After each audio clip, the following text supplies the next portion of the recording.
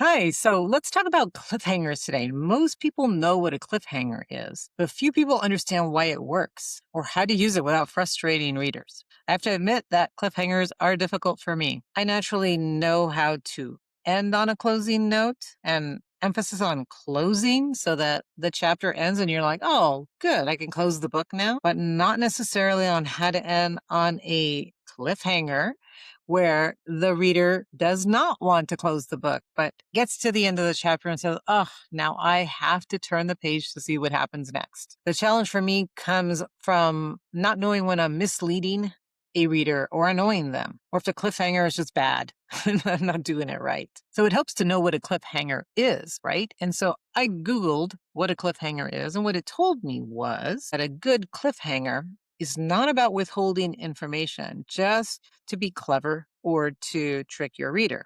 It's about understanding readers' psychology, narrative momentum, and the emotional contract you make with your audience. So this makes a lot of sense. When it's well done, a cliffhanger doesn't feel manipulative, it feels inevitable. So let's talk about the research that I've done and how to create cliffhangers that keep your reader turning the pages rather than wanting to toss your book across the room. You have a story to tell, but you don't know where to start.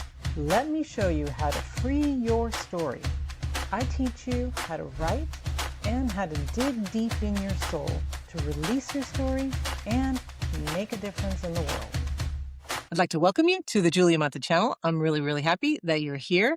I enjoy making videos for writers, and I do this in my spare time. So I thank you for being here, even though this is not professional in any way. It's just me sharing what I know with you. So let's talk about cliffhangers today. I love cliffhangers. Cliffhangers are great. I love it when I'm reading a book and I want to close the book because I'm so tired, but I can't because the reader has left the chapter or the scene with such a great hook that I just want to keep reading, right? So this is something that you want to do as well. So what is it really and what is it not? So a cliffhanger we can think of as really just an unresolved tension at the end of a scene or at the end of a chapter. It creates a gap between what the reader knows and what they don't know, or better yet, what they know and what they need to know. But the problem is that it sounds simpler than what it is, right? So it makes logical sense to us, but how do we do that? So first, cheap cliffhangers, bad cliffhangers are arbitrary information. So think of like old time movies if you've ever seen those. My husband likes to watch really old movies. And you'll see the heroine do something like, yes, Harry, I've met someone, right? And then the music sounds in the background. There's this tense music. That's not good. That's not what we want, right? That's not a cliffhanger. An effective cliffhanger comes from expert writers that we know, and it raises a meaningful question. So let me give you an example from Iris Johansson, because she does this very well in her novels. And this is an example from Quicksand. So it says, Joe was checking the envelope. There's a piece of paper here. Joe pulled it out and glanced at it before handing it to Eve. He evidently wants to drag this out. Watch the news, Eve. Her name is Laura Ann. The evening news, she repeated. What time is it? 3:30. Channel 2 has the news starting at 5. She looked at the other picture of the pine and rock. And what the hell is this? A clue? Where he buried Bonnie, she shuddered, or where he buried that little girl, Laura Ann? We'll have to wait and see. Joe headed for the kitchen. In the meantime, I'll make a pot of coffee. You're as pale as a tombstone. You can use it. Hell, I can use it. Pale as a tombstone. She was lost, and so might be this other little girl. Watch the news. 5 o'clock. It was going to seem like forever. So what does Johansson do here? She makes us ask a bunch of questions. So this is the end of the chapter. And so mainly the questions that we're asking are, what's going to be on the news? Are we going to find out where Bonnie is buried? Will we learn about Laura Ann? How is Eve going to react? So there's a bunch of questions that we're thinking as we're reading this scene. This kind of cliffhanger keeps us interested, and we become participants in the story right along with Eve, the protagonist. Remember that readers don't keep reading because you stopped the story mid-action. They keep reading because something important is at stake, and they care about the outcome. So how do these cliffhangers work on our brain? They actually tap into something that psychologists call the Zeigarnik effect. I'll put it up here for you to read. If you're asking, what is that? I was too. It's not really as complicated as it sounds. It means that we remember unfinished tasks better than the ones that we have completed. And this makes sense, right? Once a task is completed, we're not really thinking about it anymore. We're not worried about it anymore. Clears our mind.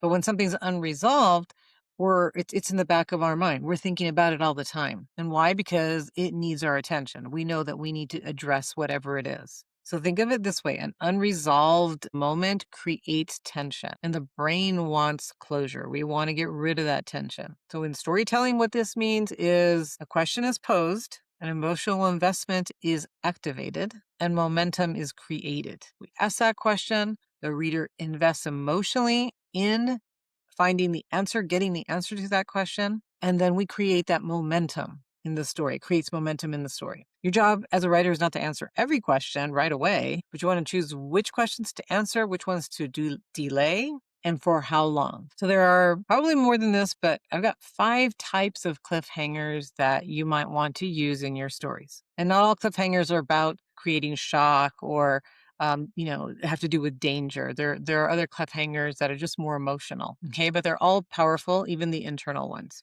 So the first one is the decision cliffhanger. This comes at the end of a chapter where the character has to make a decision. So she reached for the envelope, knowing when she opened it, everything would change. This is a cliffhanger. We want to know what's in there. We know that once she opens it, she's going to have to make a decision and everything's going to change. So there's consequences. And readers instinctively, they just want to see the fallout of this, what's going to happen, right? And the second one is the revelation cliffhanger. So a new piece of information is introduced, but not really explained. So something like the name on the file made him stop dead, right? So there's some kind of information there, but we don't know what the name is. We don't know all of it yet. So we're hiding a little bit of information. We're letting the reader interpret what it might mean, and then we're going to give it to them. So we have a little bit of delay, and that creates the tension. Then there's 3, the emotional cliffhanger. So again, this is internal instead of external. Something like, for the first time, she wondered if she'd been wrong about him. Okay, so again, now we're thinking about it.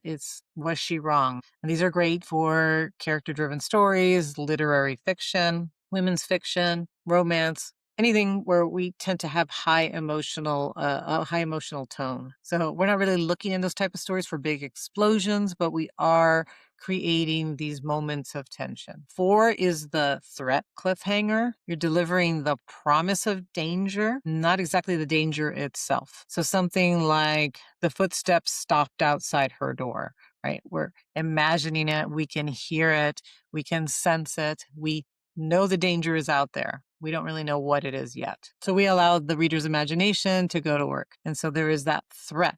As again, if you had that at the end of a scene or at the end of a chapter, the reader's going to want to turn the page to see what it is, who's out there. And then number 5 is the irony cliffhanger. So this is when the reader knows something that the character doesn't know. So something like, he smiled, convinced that his wife was safe, when we truly know that she's really not, but the character thinks she is. So we are hooked because we want to turn the page to see, well, when is he going to find out the truth? It creates a mix of dread with anticipation, and it's really, really hard to resist. So these are 5 types. Again, there's probably, I'm sure, a lot more, but these are some that I've seen and some that I've noticed. Now, where do writers go wrong with cliffhangers? Why do I have a hard time with cliffhangers? Well, let's talk about that. So they fail when you break the reader's trust. If we're just using the cliffhanger to tease the reader, then the readers are going to lose patience with you. And sometimes we're not intentionally trying to do that. We're not trying to trick the reader. We're just not doing the cliffhanger right. This is why I worry about it. This is why I don't want to do it, because I don't want to make it seem like I'm tricking them when I'm not intending to. So what you want to try to do is use them correctly. Okay, so some mistakes to avoid, which I think are easy to avoid, or maybe not easy to avoid, but so some mistakes that you should try to avoid are overusing them. That's the first one. So if every single chapter has a cliffhanger, then it's not going to feel special. Not that every chapter should end on a cliffhanger, just some of them are going to be more subtle. I know Patterson ends on a cliffhanger for every single chapter, and his chapters are super short. So he has a lot of cliffhangers, and they work. So it's not that you don't want to use a lot of them, but you don't want to overlook. Some of them are more subtle than others. Some of them are major cliffhangers, and some of them are just slight. So vary them. Don't make every single chapter like a major cliffhanger, because then it just does get a little overdone. Another thing is withholding something that's obvious. So if the narrator clearly knows something but just refuses to tell the reader, that's not good, because the reader's going to feel manipulated. When your protagonist is learning something new, well, then the reader should as well, right? Now, it could be a slight cliffhanger. For example, like the example I gave about, well, he sees the name on the file. Well, now your protagonist knows something that your reader doesn't. But immediately, again, that's a slight cliffhanger, right? It's not major. And immediately you're going to tell us. So as soon as the reader turns the page, you, as the writer, should tell the reader what it is that he saw, right? This isn't something you're going to withhold from them for 2 or 3 chapters, because then they're going to, it could be for a little bit. Maybe it's not the very next scene, but you want to tell them very soon, because they're still waiting for that. Now, it is in the back of their mind, right? What was the name? What did he see on that file? So they are going to be thinking about it. It is a good cliffhanger, but again, you don't want to withhold it for a long time, because they will get annoyed. Like, well, what was the name?